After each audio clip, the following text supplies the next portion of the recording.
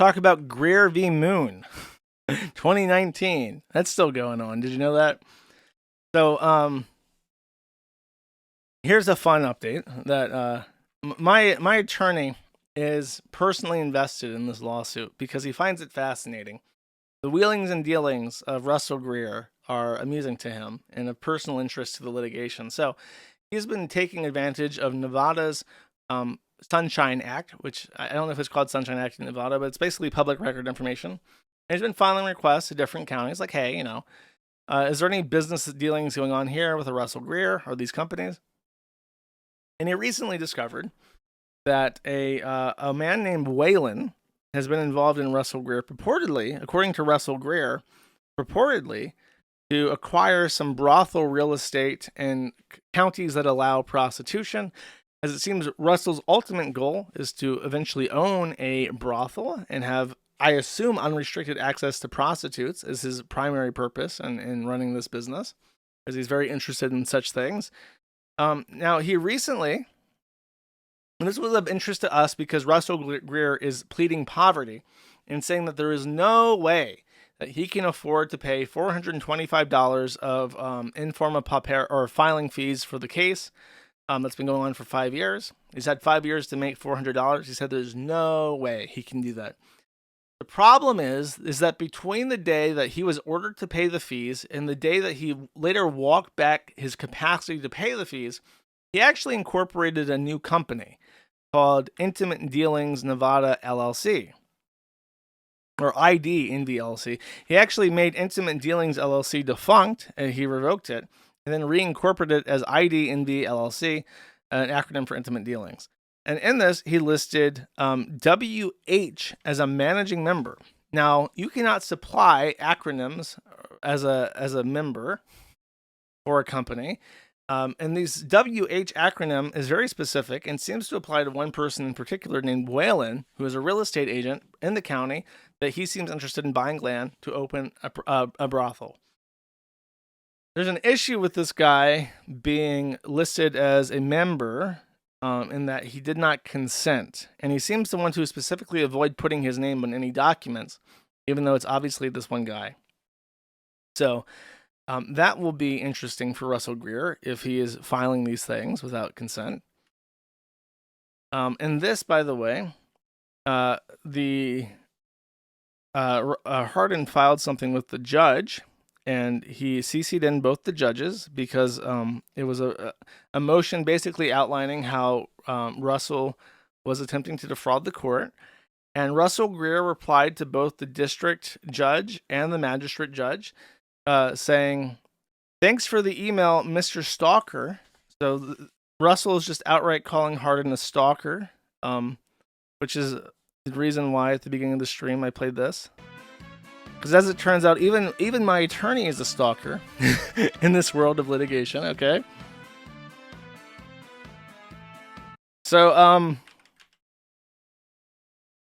Russell says that he is now filing for a restraining order against Hardin. And it appears to be that his gambit is that if he can get a restraining order against Hardin, then he will be able to remove Hardin as a lawyer on my case.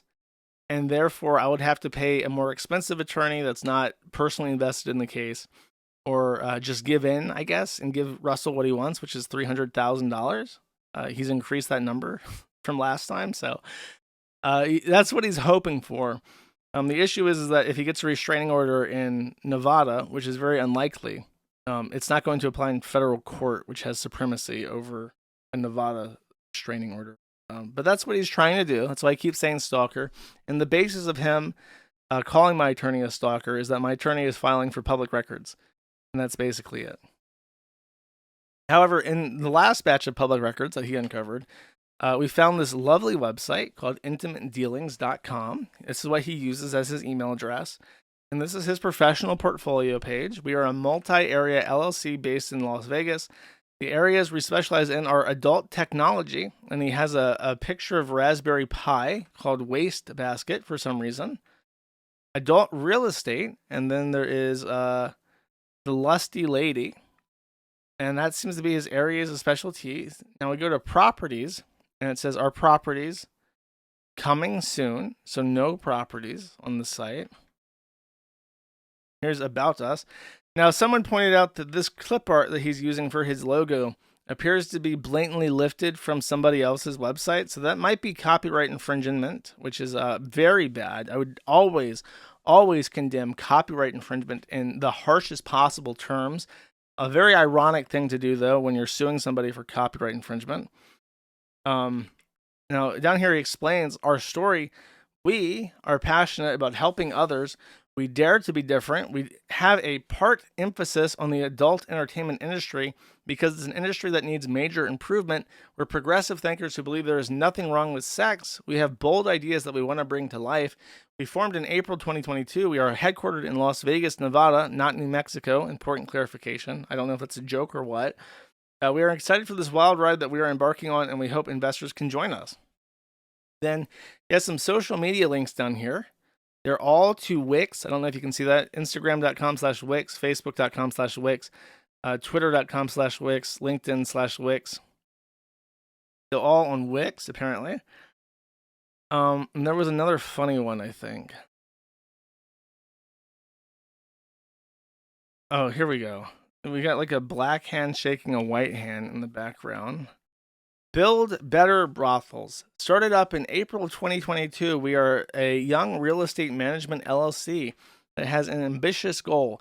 Build a luxury brothel resorts and manage them. We're passionate about sex work because we believe consenting adults can doing what they want is a beautiful thing. Wanting sex is natural, and so is wanting money. Wow.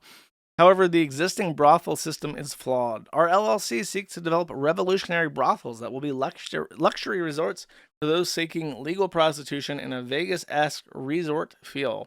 Again, the emphasis is on the legal sex part. We are seeking investors to help fund our brothels that will provide not only a profitable return, but will also be giving consenting adults a clean, safe, fun, and legal place to engage in prostitution and other activities. Invest in us for financial and societal reasons. There's a really funny thing. I can't find it. Hardin sent this to me. And I can... Adult technology. We have a technological model to protect adult entertainers and to make things a little less awkward. Many adult establishments have bouncers and security cameras. They do lack direct in-person preventative protection. That's putting women and other adult entertainers in potentially risky, distressing, and awkward situations. Yeah, that's prostitution, bro. You never know who the fuck's gonna walk through the door and just strangle you to death. Like, yeah. There's a thing where he said in this, by the way. Oh, is this a different thing? We're revolutionizing. So this link is different than the other three links. We're revolutionizing the way brothels operate. Where our business model is BBB, and the context of sex work, that means many things, but to us it means build better brothels. The plan, themed brothel resorts, have a resort-like experience, and then there's like a random like mosque that looks like, I guess that maybe it's like a Shriner thing. And then down here, so here we have, I just want to say, never become a stock model. This is a Wix stock model that Wix has bought for people to use on their site. Russell Greer went through this and said, this Indian-looking woman is homely and diverse-looking. I will use her as an example of a prostitute that you will be able to buy at my themed resort brothels. He says here, diversity. Lastly, we want to hire more ethnic, diverse sex workers. That right there really puts the kibosh on it, the whole thing. That's like the cherry on top. Yes, that will save the Las Vegas prostitution industry. We just need more diverse sex workers. We need to sex traffic women from every part of the world. I'm talking about the darkest Papua New Guinean, the chankiest Chinaman, the most poo-covered Jeet, those tribal women from Brazil that have like the red face paint. We need to bring them to like those old zoos they used to do, where they used to have these human zoos, by the way, where you would take these tribal members from Africa and then erect a teepee in the town, and then you would just have them there, and they would like pretend to do tribal stuff, and then like the white people would gather around and watch these human zoo exhibits. That's it. We're gonna have a rainforest themed brothel, middle of Las Vegas. And we're going to have this woman right here. She looks kind of Brazilian, I guess. You can just put some red face paint on her to make her look ethnic. And then she'll like have her boobies out wearing a loincloth and nothing else. And she'll be pretending to like churn butter or mashing cocoa with a stick in like a pewter cup. And that'll be it. That's the diversity. That is the luxury. That is the theme. That's what Russell Greer wants for your daughters. It's an actual business idea.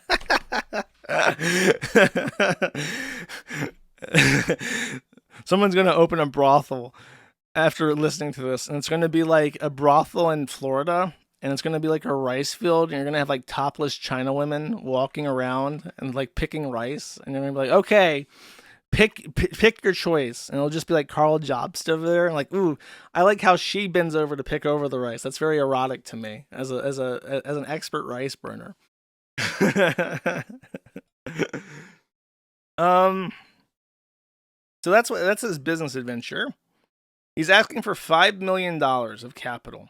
If you can invest $5 million, number one, you should give it to me, not him. But number two, you can invest in the rice fields if you really want to.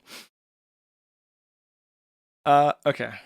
It's her. Okay, so one of the things that Mr. Greer is very, very, very, very, very, very, very upset about is that in filing these public record requests, one of the things that we happen to stumble on is the fact that all town meetings in Nevada happen to be video recorded. And I want to say that this happened exactly after, like one of the things that we have in contention is that he had a hearing with the court, and he was active on his phone throughout the hearing, right? Well, then 1 hour after the court, at the very end of the town meeting, guess who shows up? So I'm pretty sure this is the same day, 15 minutes after the court is adjourned. While he's active on his phone, he shows up in this meeting for a last-second proposal. Now, in here, one of these women is named Betty. Betty is a hero. She's a hard-working city council member in the city of Winnemucca, and she has been dealing with Russell Greer, trying to get her to grant him a brothel for several years now. And she has told Mr. Greer, who is now making great efforts to show up to this meeting in person to pitch his brothel, there is no point coming to our city meeting to pitch this brothel. We're not interested in it.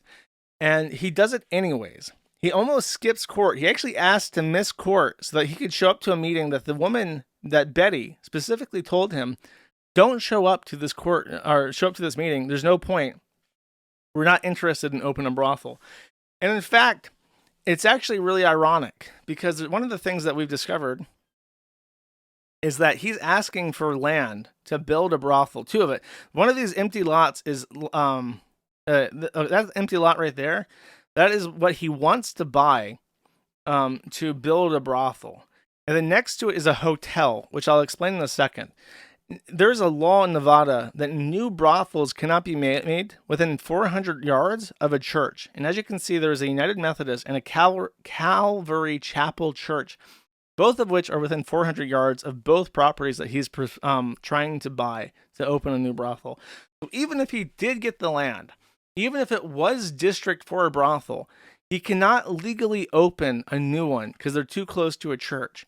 But he doesn't know that, and he's going to petition them to, number one, basically use eminent domain law to force somebody to sell him that land where the pink proposed brothel is. And if not, he has a very interesting suggestion that somebody in the council takes issue with. Request to expand the adult entertainment zoning district to include the Shady Motel property located at 400 West First Street, APM number 15-0132-18.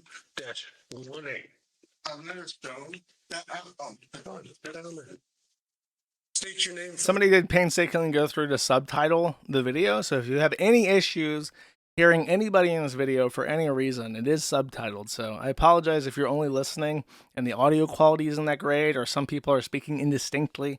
But if there is anything especially important, I will reiterate it for you. Yes, my name is Russell Greer.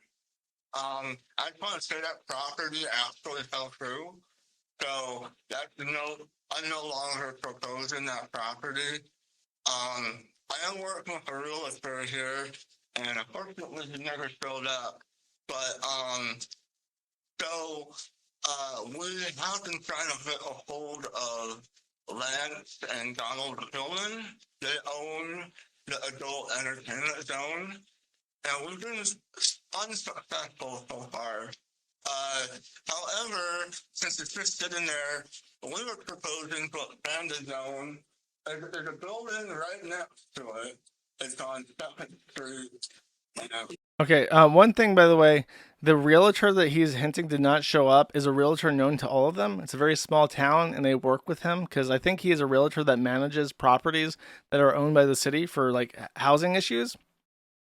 So he's saying that this very important business guy that he's doing business with that also happens to own one of his companies just so happened to not show up at the town meeting in the town that he lives. Most of that area, and I don't want to propose it just yet, just because we're still trying to work it out. But I just wanted to just come and just ask the question. We are trying to buy at least one parcel from the buildings, but if the buildings don't want to sell, is the city council open to potentially expanding the zone so other, more competition? Okay. Well, you got your agenda item that's pretty narrow, so it's Our agenda is speaking specifically here, but about expanding the zone, I don't think the council has an appetite for that. The council doesn't have an appetite for that. That's a very polite way of saying, yeah, we're really not interested in selling our daughters as whores to lithium miners. That's actually kind of fucking disgusting that you're even saying that you even have the fucking audacity to come to my home and say this to my face.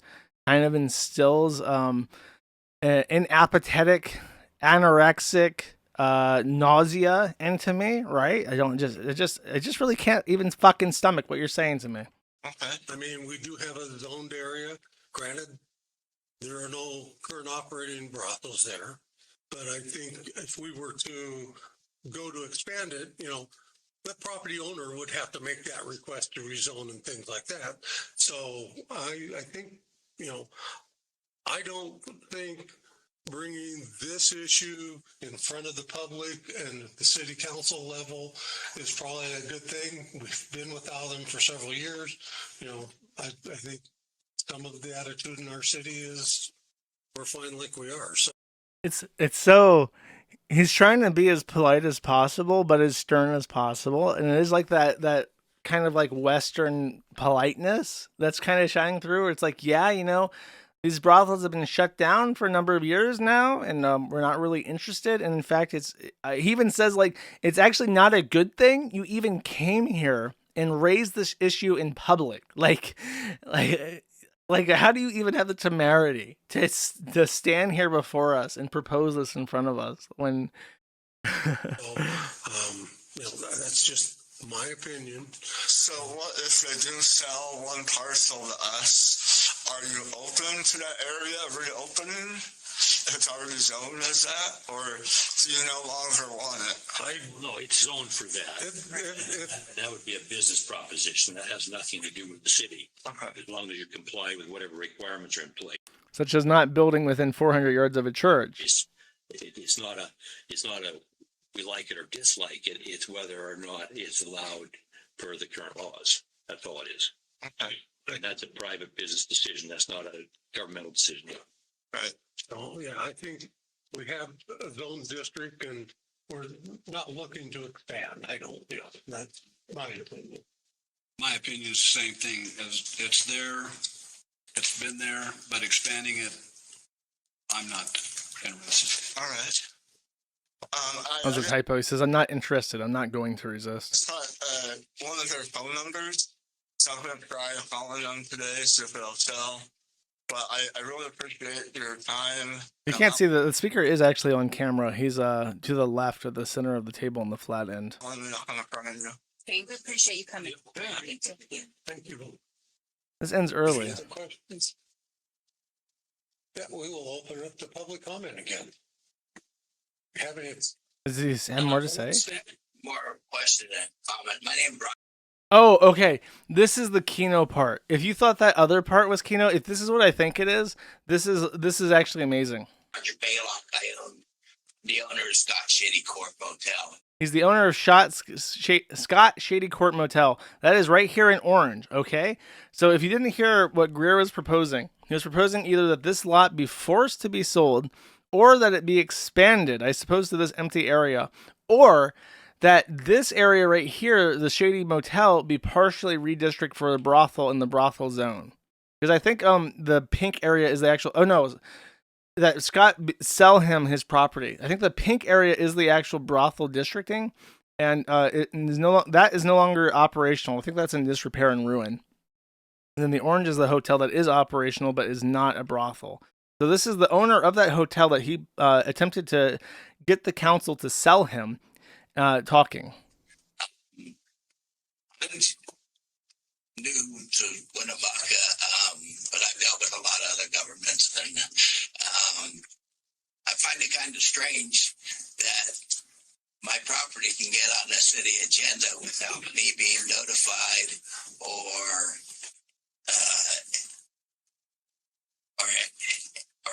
asked for consent or something, and I'm wondering just how that happened.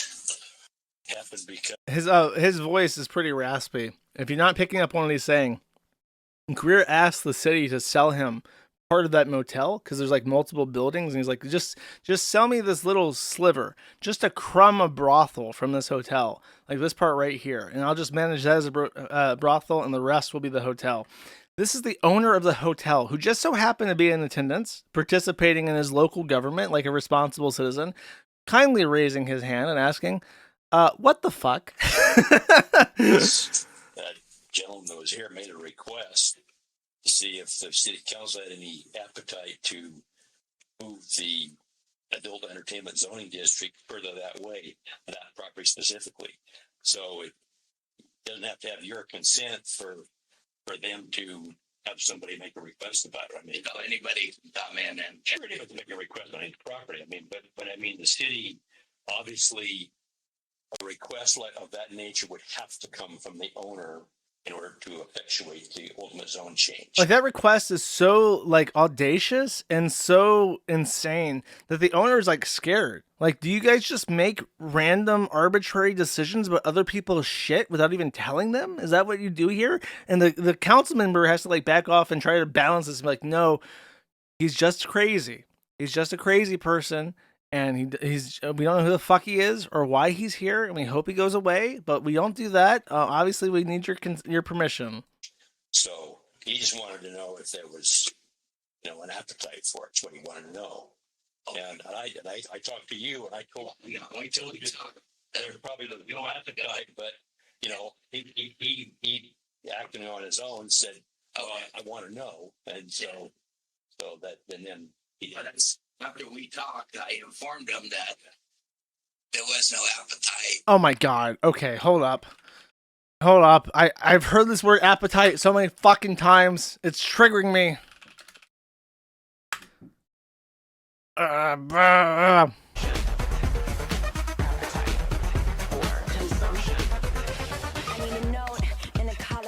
And a priest to confess in a Sunday dress. I need to sweat to drink and fight, do enough drugs till I'm not thinking right. I need to... Sorry, it was triggering me, Chuck. And that, basically, I thought there was zero chance that this would happen in Winnemucca. Yeah. And that was, I sent him that email March 26th, and I thought it was a dead issue. And then, I think this guy has an appetite for cigars or gravel. He cannot get enough sand and cigarettes, I think. That's why he moved to Nevada, because he can just go outside with a little plastic scoop and just shovel in all the fucking gravel he wants right into his fucking mouth. All of a sudden, Thursday night, I'm getting calls that I'm on the agenda. So did I, and my understanding was that he had some kind of an ownership, possibility, something like that. That's what I understood. Oh, yeah. He was, less than clear, I guess. I'm afraid that the speaker was a little less than clear. Oh no! Be careful what you're saying, council member. I've never met the guy yet. exchanged 2 emails with him, and One here's met him. I don't know that. Nobody here has met him either. Oh, that's so embarrassing. I've been notifying myself and the city manager for years. For years. he's been very persistent. That's Becky. That's Becky. Becky is piping up. Yeah, he's been pretty consistent, pretty persistent there with his this stranger, this mysterious stranger with the brothel interest here. And it's all been through emails, I believe. I've never talked to him. I did try to call him once and never had any success. Trying to explain that I didn't think it was going to go anywhere.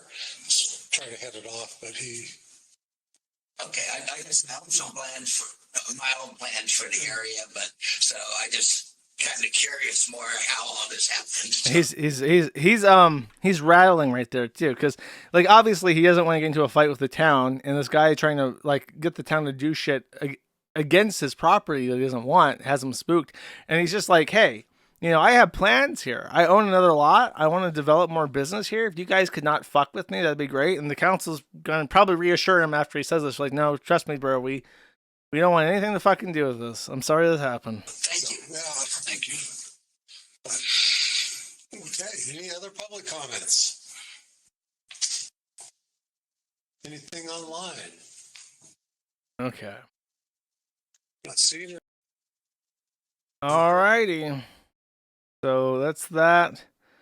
One other thing that Useful Mistake found, oddly, is an incident report at the Escambia County Sheriff's Office, which, if you don't know, is the county that Pensacola, Florida resides in. This is a criminal report taken by, appears to be an Officer Sandy Cheeks, right here. You can see that's not a joke. So Sandy Cheeks took this report from an e-filing here. With my old house address by a victim by the name of, appears to be Russell Greer. I think that's, I'm reading that right. So Sandy Cheeks, you can see her signature. It definitely says Sandy Cheeks down there. So this is the incident report. You ready? So this was a report under telephone calls, obscene or harassing report.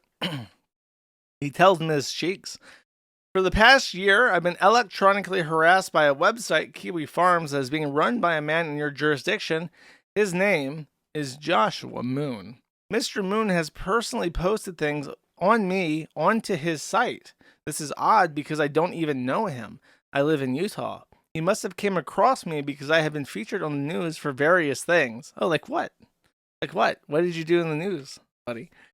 His site has gone from mere writing defamatory opinions about me to posting my private information, harassing my places of employment, harassing my family, sending weird boxes to my home, impersonating people, having people harassing phone calls left on my phone. I've had to change my number 3 times because of this. To note, my face is paralyzed. I didn't know that.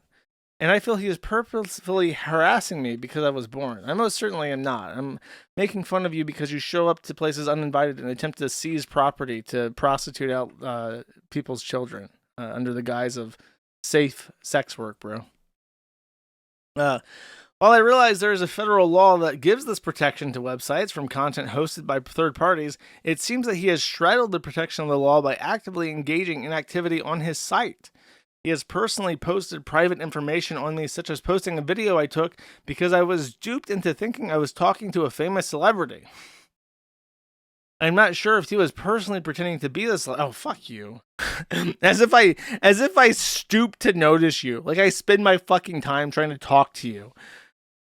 But from what I can tell, he has encouraged and directed and orchestrated harassment against me. To be honest, I've wanted to kill myself because of this harassment. Well, that's sad, Mr.